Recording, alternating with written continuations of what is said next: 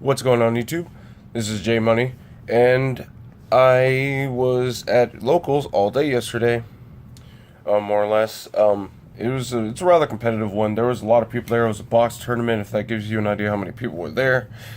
And I gotta tell you, well, first off, I want to start by saying I ended up going completely undefeated with the Pendulum deck, and it's not even so much as just Magician Pendulums. It's a Performer Magician Pendulum deck, and I knew the deck was going to be strong. I knew the deck was going to be really powerful, and I knew it had some power plays. But after what happened yesterday, honestly, I'm actually pretty scared of the deck. I'm scared of the deck. Like, I love the hell out of the deck, but the deck just reminds me way too much of full power PePe, to where it's too similar. It's far too similar in terms of what the original PePe did. They were way too consistent. They searched way too many cards, and I resourced my opponent. I played against multiple true Draco players, and I beat every last one of them. I 2-0'd a few of them. Like, in fact, I think I only went into Game 3 one time the entire match. Actually, no, I did go to Game 3 against one true Draco, but I went to Game 3 in the finals against a Herald player. I have no idea how the hell the Herald player got in the top. Got in the top 2 with me, but after playing against him, I could see why. But the deck is dumb. The deck is, like, it's stupid. Like, the Wavering Eyes wasn't even the issue in the deck. Like, it's too powerful. It's too good. It is basically PePe 2.0, if not just PePe with the twist to it. And literally, if you want to know why, okay. PePe originally had 27 cards that searched, summoned from deck. Basically 27 of their cards could dig through the deck. This deck has 33 cards that can dig through the deck. I'm talking search, draw, summon from deck, place in pendulum zones, i.e. Wisdom Eye. Like, the deck has way too much searches, and it's way too good. So I'm gonna profile the deck real quick. But honestly, the deck really scares me because it is just that strong. Like, Draco's wasn't even a challenge. It really wasn't challenging at all. Dealing with Masterpiece was just no problem at all. And I mean, this might be the deck to give Double Helix a run for its money. Because the thing about this deck is you can have all the stun cards there are, but I mean, every time a card goes to the grave, you get something, or they're taking something with it, and that's what made the deck just that strong. It's just like the performages, Damage Juggler and Plush Buyers. When they got destroyed, they just got you something. And this is just more or less a repeat of that. So I'm going to get started with the best card, Wisdom Eye. 3 Wisdom Eyes, like, it's always going to be the best card, because it literally is just anything. It becomes anything, and, there's really not much else to say about it.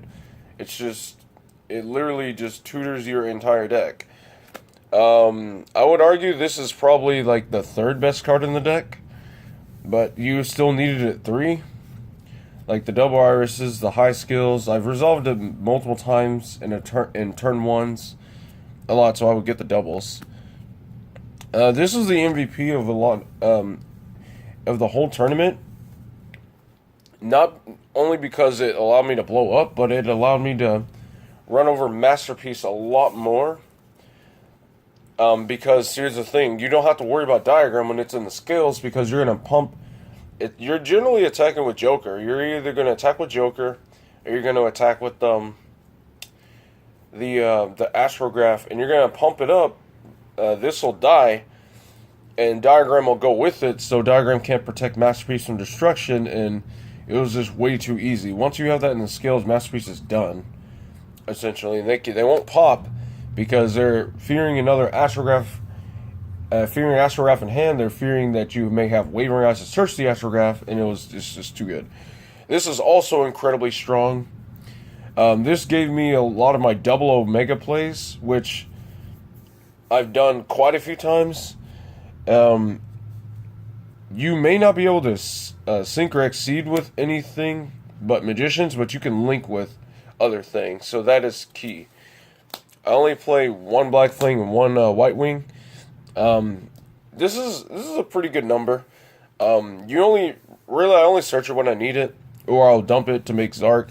And yes, Zark is still in the deck because I can make it a lot of turn 2s. One Oath Dragon because it's actually important for getting your especially game 2 and game 3 when you side out 1 to 2 of your harmonizings for your sides. And so after you use the one, you can use this and then bring her back out. 3 Astrograph. There's a stupid combo with this guy with Wavering Eyes. If you can go on Yu-Gi-Oh! Tube's channel and check out his duel 1. I pulled the combo straight off of that duel actually, and it's actually really stupid. If you have this and Wavering Eyes, you can make Decode up top, Guy Saber here, and you can Pendulum for 3 from your extra deck and make 2 rank 4s. And one of the rank 4s I'm playing is actually put in a lot of work during the tournament. So we're going to go with all the Perform Pal stuff, the Perform Pal engine. 3 Joker, arguably the best card in the deck. Yeah, because it more or less searches you anything, but it does eat your normal summons, so you are susceptible to things like Solemn, so that's why it's arguably the best. But you need to run 3. Joker is a card to where you play as many as you're allowed to play. 2 Pendulum Sorcerer, because Pendulum Sorcerer, like literally when you resolve Pendulum Sorcerer and you have things like Guiding Ariadne or Double Iris with a Stargraph on the board, you're literally just plussing 2 every time you resolve this, because you're searching 2 off this, and then you're getting a search off the Stargraph, and then you're getting a search on whatever you just destroyed. So you're literally just getting free cards for no reason. Like, the deck, it's dumb. 2 Lizard Draw and a Turtle. I'm playing this combo because it literally just gets me more cards for free. These are generally the 2 cards I'm searching. Because oftentimes I'll have another Skullcrobat anyway. Or a lot of times I'll already have one of these in hand, and so I'll just search the other piece and search a Skullcrobat. And yeah. And a lot of times after I resolve the Lizard Draw to destroy, I'll reveal Astrograph Special and add another one, so I can just have a +1 the next turn for another Pot of Greed. 3 Lunas. Lunas put in some serious work. It's literally a Magispector Raccoon and a Magispector Kirin all in one card, because Bambuku can search a copy of itself, this can search a copy of itself, and Kirin can bounce. But unlike Kirin, this is not limited to once per turn. You can literally stack multiples of these, and this is how I beat the Herald player, because he didn't have enough Heralds in his deck, and he had to start negating, and he couldn't negate my sorcerers, or my spells, or any of that. Dracos definitely can't deal with this, especially now that it's less likely to be immune to monsters, so there's that. So Luna puts in serious work, and it does serious damage. I would play Ties of the Brethren if I had it, and I'll play 1 copy of Sleeper and summon out Wisdom Eye, but I don't have Ties. The other really, really good engine, you got the 2 Lusters.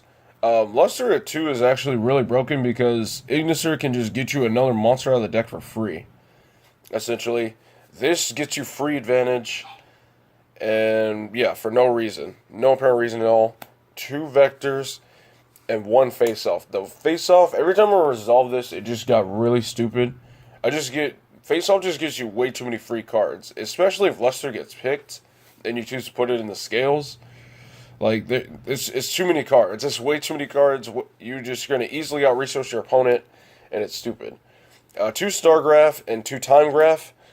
Generally, when I'm siding, I cut 1 and 1, because really that's all you need.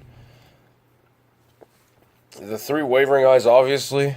Supers, of course. But this card is broken, but in Magician Pendulums, it's not as good as it would be in other Pendulum decks, because the deck already searches an absurd amount, and a lot of times you want the Pendulum Call in your hand more than you do the Wavering Eyes, as I've noticed a lot.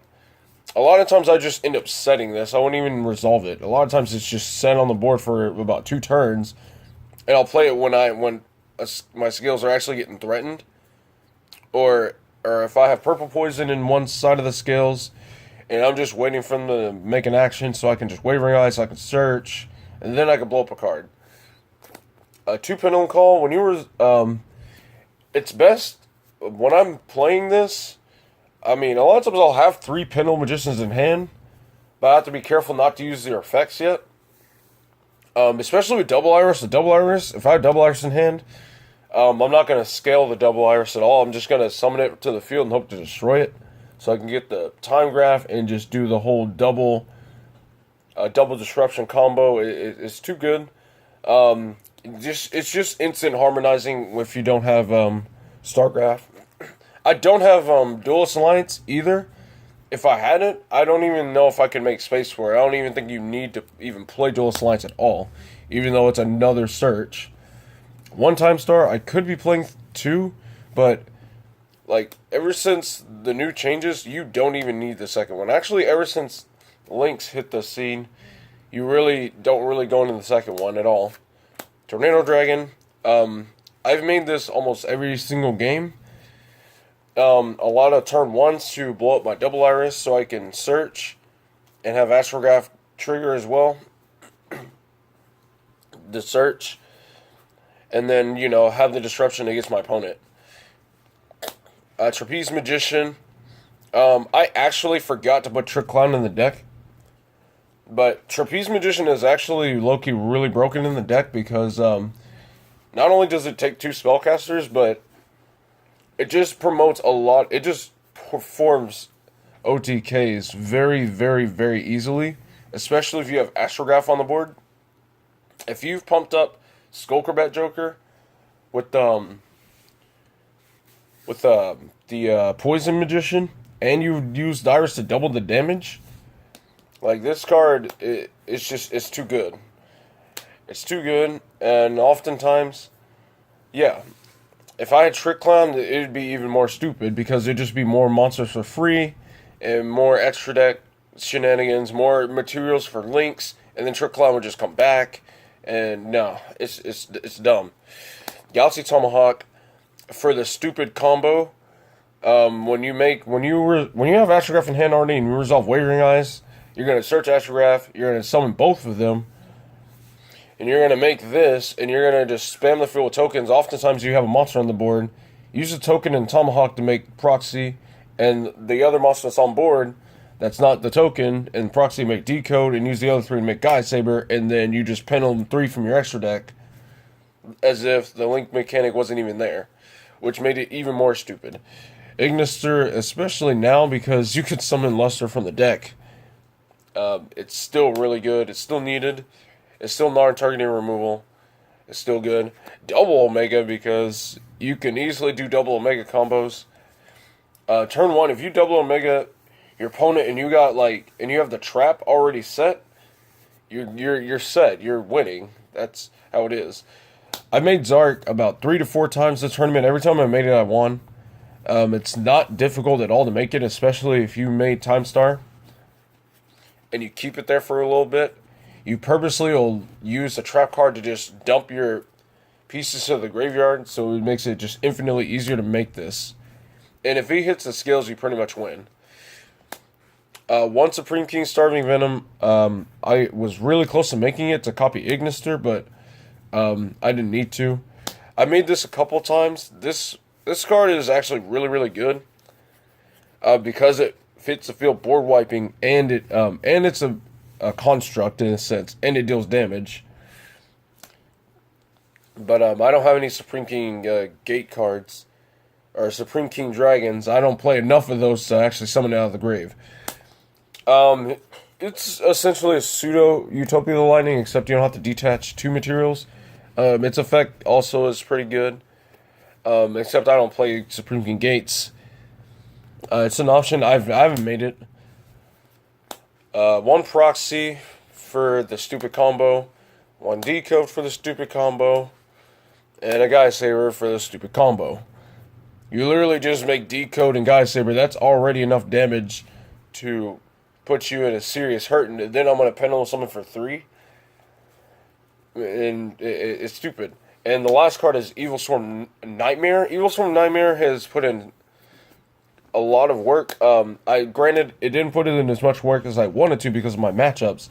I was anticipating playing against a lot of Pendulums and some Trick Stars. I was anticipating maybe some World Chalice. There was one there, but there was like 3 Cosmos. I made this against Cosmos, and it was good. It was really good because its effects not once per turn for the double book. And so yeah, that's when I can keep them suppressed off of the Nightmare. I'll just draw next turn and win the game. Okay, side deck. I sided all 3 Ariadnes for when I know for a fact I'm going first. Nobody really sees it coming. People generally, if you're playing Ariadne engine, people generally assume it's in main deck. But I sided the hell out of it, and it caught a lot of people off guard. And so I've won a lot of... whenever I actually went first, the games I actually lost, which I only lost 2 games because I've only went into game 3 twice, the rest were 2-0s. I sided this in, and I pretty much just won. The full Solemn Brigade... with Recall, Warning, 3 strikes. Recall is pretty funny, but it's a Darkrai for monster effects. It's cost free. I don't want to pay too much life points, so I wouldn't play Scolding. This card was dead the entire time because I was expecting to play against other Pendulum players.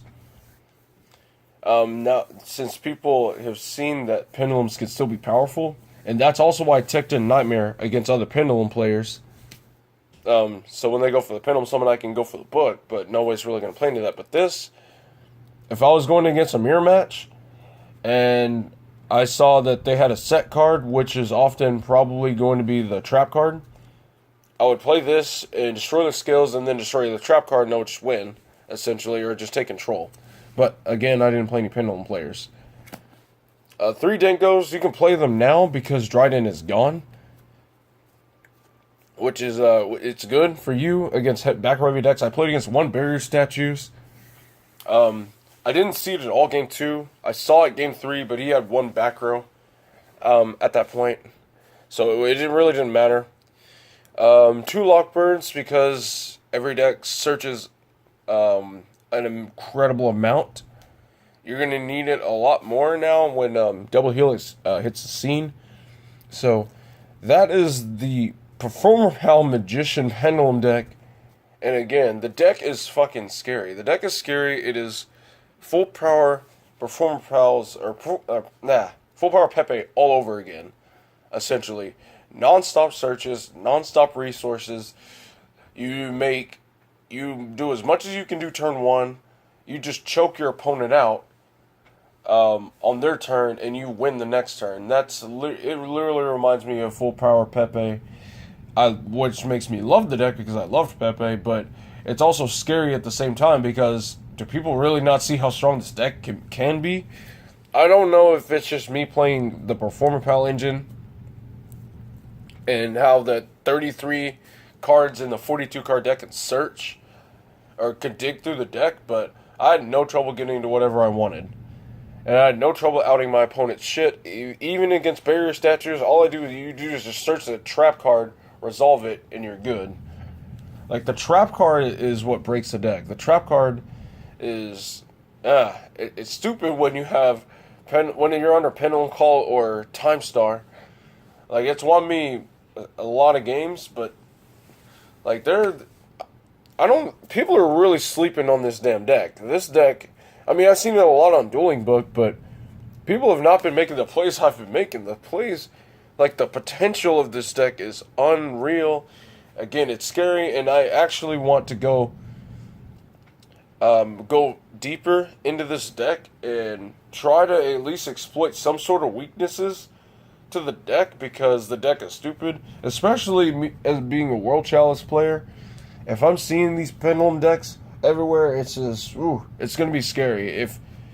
If people see the potential that I've clearly just displayed, and just getting easy wins even against Dracos and Invokes and all that shit.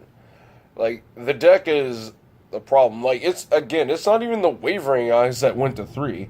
The Wavering Eyes just kind of just aided it along. The Wavering Eyes is not what broke the whole shit. I think the Luster going to 2 might have been it. I'm not sure. I mean, again, me resolving face off, it's pretty stupid. It gave me way too many cards, but I don't know. All I know is the deck is very, very scary, and this actually might be the new PePe. This really might be the deck that we have to beat, rather than Dracos, because Dracos was not a problem at all. Anti-Spell doesn't even do much for the deck because Purple Poison's a card, and it's just, there's just too much the deck can do. Like I've had macro get put up, and it's just like, it's not even that big of a deal because the pendulums, they still get their effects when they're destroyed. They just take something down with it or just give you something. You're not losing advantage. So that's it. Again, I went undefeated with the deck. I've only went into game 3 twice, and all the rest of my I think I played 8 matches, including tops. No, I played 6 or 7, but most of them were just all 2-0s. Like, it was a very, very easy win. I got my prize support, and yeah. Let me know what you guys think about this deck. Being a World Chalice player, how would you combat against this Pendulum deck? I'm going to go into this and how it would interact with Chalice and how it would interact with other decks like Rogue decks, like ABCs, Dracos. I really shouldn't have too much to say about Dracos. 1, I don't like Dracos. 2, Dracos is the deck everybody's has their focus on now, and I see that, as I've said before. I mean, everybody said the deck was dead, and then I was like, no, it's not. When I saw the ban list, I know it was like Masterpiece at 3, Diagram at 3, Still Demise, Duality, Heritage at 3, Maidens at 3. You're just gonna fall back on that shit? I'm like, no, the deck's not dead. And you're still splashing with like Invoked and Spellbooks and shit. Yeah, the deck isn't dead, and people have been building it, and people have been giving that deck more attention when this deck just says, I don't care about shit. I don't give a shit about shit. And yeah, again, the deck is scary. So guys, let me know what you guys think in the comments below, especially about the Performer Pal build, because Performer Pal build might be a little bit more superior in a sense to where you're plussing much harder and you're drawing more cards. So, thank you guys for watching, and this is J Money, and I'm signing out.